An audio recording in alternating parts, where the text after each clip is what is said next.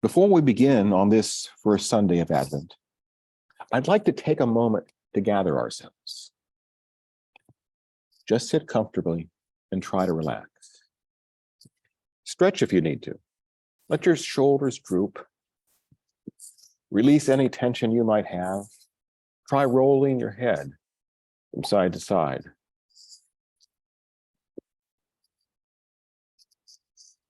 Do you feel a little looser? Okay. Now let's take 3 slow, deep breaths. Are you ready? Okay. Breathe in slowly and deeply. Hold it for a moment or two. Now,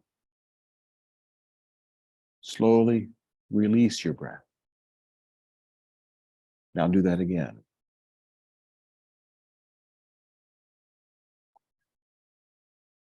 And again.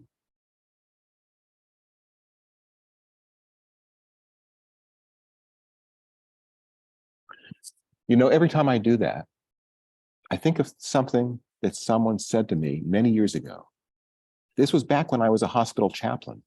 At the time, I was working with Julianne, who you all know because she joins us from Maine.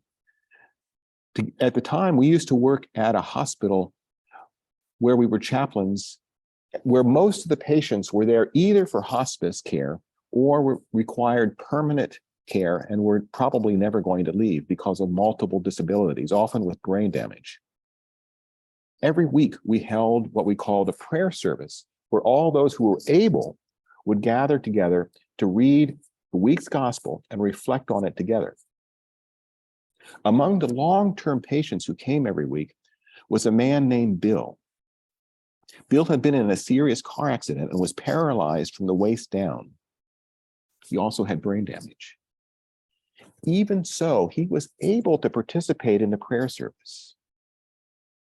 He'd wheel himself in his wheelchair, and he didn't say much. But there was one thing he said every week. It never varied. No matter what was being discussed, at some point he would raise his hand. I always knew what was coming, and yet I'd always play along. Yes, Bill, I'd say, you have something you'd like to add? He'd nod, then point up to heaven.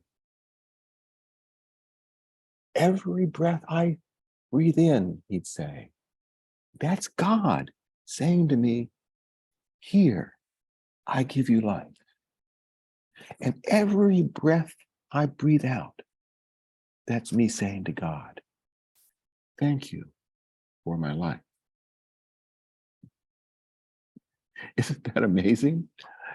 The man was seriously brain damaged, and yet he managed not only to recognize, but to constantly hold before him a great, great truth that most of us frequently forget. Every time I breathe in, that's God saying to me, here, I give you life. And every time I breathe out, that's me saying to God, thank you for my life. All right, let's try our breathing exercise again, but this time with Bill's words in mind. Take a moment to get comfortable again. Are you ready? Okay, we're going to take 3 long, slow breaths. 1, breathe in. God says to you, here, I give you life. Breathe out as you say silently to God, thank you for my life. Now 2 on your own, breathe in.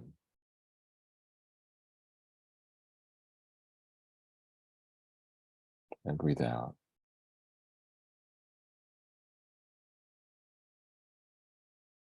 And 3.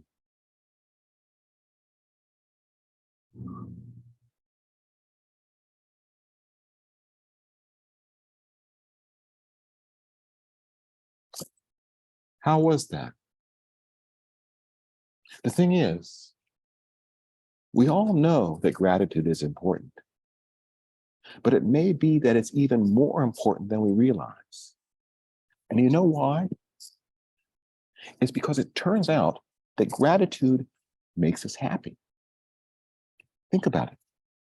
As you were whispering thank you to God for your life just now, did you notice that you began to feel a little bit lighter inside, a bit more hopeful, a little more buoyant?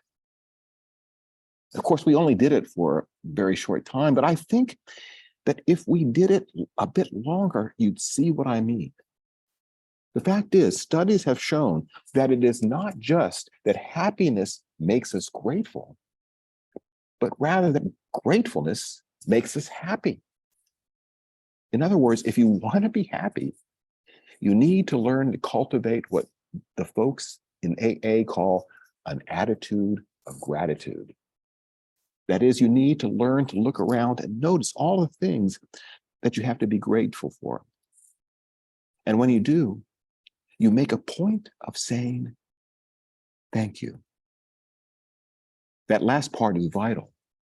Many people do this at Thanksgiving, of course, but if we want to know true happiness, we need to practice doing this every day of our life.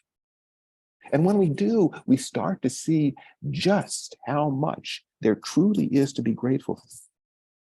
It's just a matter of opening our eyes and looking around. As Paul says in today's reading, now is the moment to wake up from sleep. And Jesus in the gospel says it too. We must awake. We must awake. The fact is, every moment is the moment to wake up and see all that we have to be grateful for. Of course, just being alive is astonishing enough, but there is so much else too.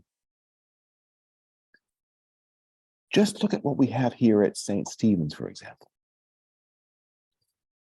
Look around the church. I mean, we're on Zoom, but you can see the church behind me. We all know it so well that we often no longer even notice it. But it's a really beautiful church, isn't it? Personally, I think it's one of the loveliest churches in the diocese. I mean, think of the stained glass windows. And of course, there's the amazing stained glass window across in the stained glass window in the church right behind me. And what's also rather remarkable is that the church seems large, but it's also quite cozy. I'm very grateful for this church. So I say, thank you, God, for this church. And I bless it. Even more than the church building, though, are all the people in the church. Those in the church now, all of you, and those who join us on Zoom as we do, and those who come when they can. They are the ones who make this church a church. You are the ones that make this church a church. I mean, just consider the fact that the roof of this church no longer leaks when it rains. That's because of all of you. Last year, the roof got so bad that we knew that major repairs were required, but it was not going to be cheap. It was going to cost $50,000. $50,000. But how are we going to get money like that from this little congregation? There was nothing to do, though. The roof was in serious condition. So we prayed to God and wrote a letter to everyone in the church. And somehow, we raised the money. All of you made the continued use of this church possible. So I thank God for you, and I thank you, and I bless you, all of you. I also want to say thank you specifically to Lauren, who found the contractor and worked with him, and with Gabe, Paul, and with Anne, who calculated what money we needed and kept track of it. I thank God for all three of them and bless them. But what about the services themselves? They just don't happen, you know. We are a group effort. There is, first of all, the beautiful music provided on a number of instruments. Originally, we had it on Zoom, and now it's just in the church, but music provided by our wonderful music director, Michael Barnes. It's on organ, it's keyboard, it's chimes, and even French horn at times. You know, Michael is such a precious gift. He really is. I thank God for Michael, and I bless him. Then there's the altar guild, who does so much behind the scenes. They're like angels working invisibly so that everything will be in place when it's needed. Those angels are Francine and Manel and Randy and Jane Alcott. And I thank God for them and I bless them. Then there are the readers that we have. The readers that we have here on that who read today on Zoom, and the readers who read for us every Sunday in the church. Readers like Sabra and Holly and Jesse and Lauren, and the ushers that we have at church. Jane, Sabra, Jesse, and Lauren again.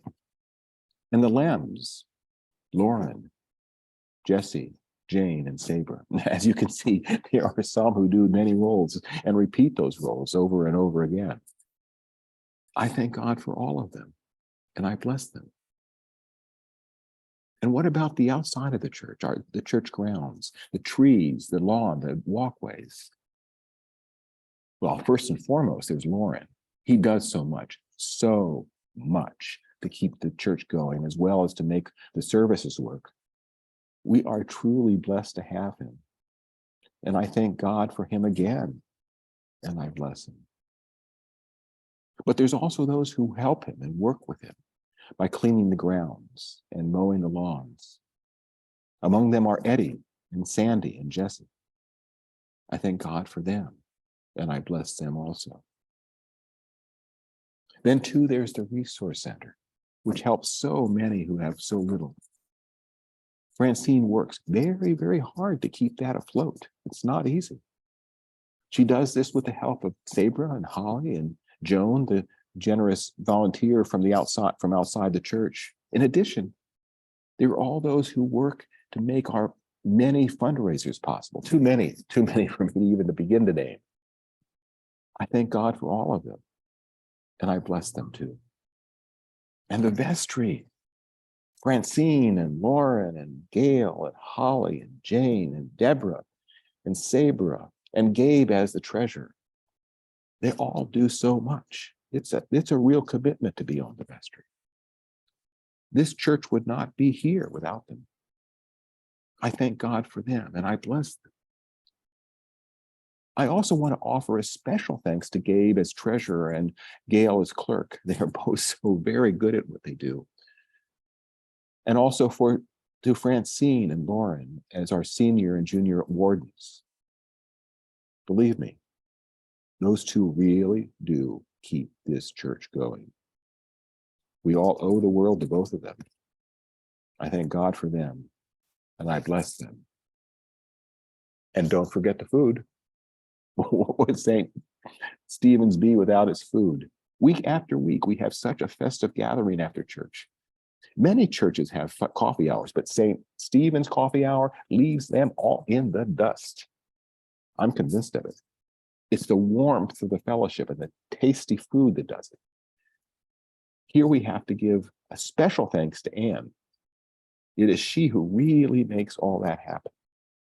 She truly is the queen of the kitchen, and I bow to her for that.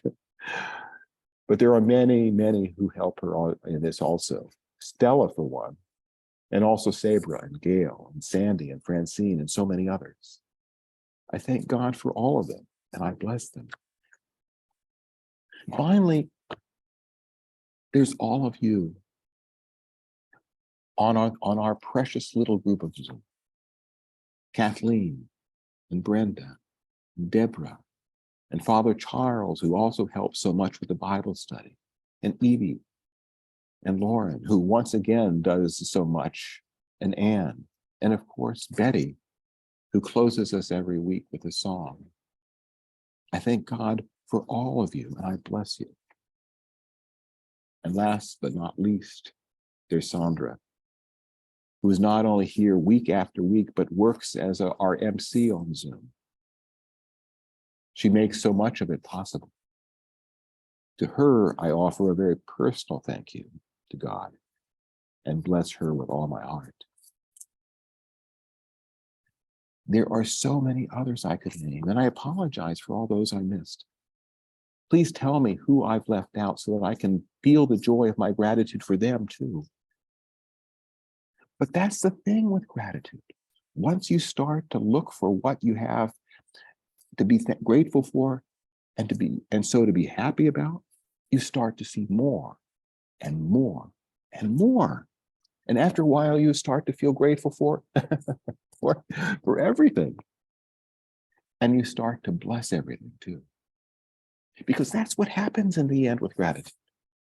You not only end up feeling happy, you end up feeling blessed. Because that's truly what we are. We're blessed. All of us. Truly blessed. Amen.